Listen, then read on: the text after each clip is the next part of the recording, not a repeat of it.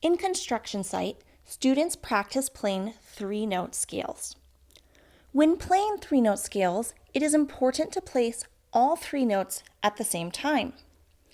An exercise I call hover and place can help solidify students' technique.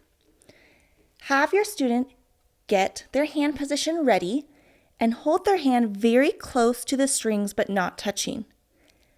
After a moment, they can then place all 3 notes together and play them.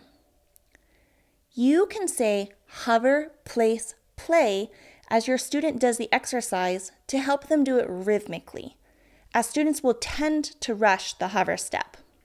It would look like this: hover, place, play. Hover, place, play. Hover, place, play. Hover, place, play.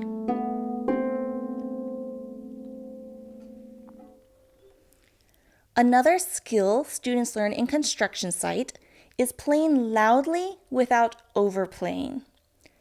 Have your student experiment with how loudly they can play the low C. Often they're surprised at the volume that even a lever harp can produce. You can also pluck the low C and have your student copy, encouraging timid students to match your volume and students who are overplaying to match your tone. Students should also be aware of how playing different places on the string affects the sound.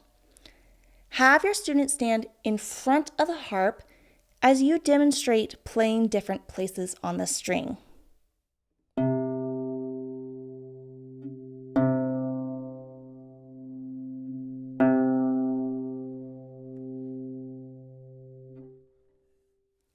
The sound of the harp projects off the soundboard, so students will be able to hear differences in sound better if they stand in front of the harp rather than to the side. In this case, they will discover that playing slightly lower makes for a more clear sound.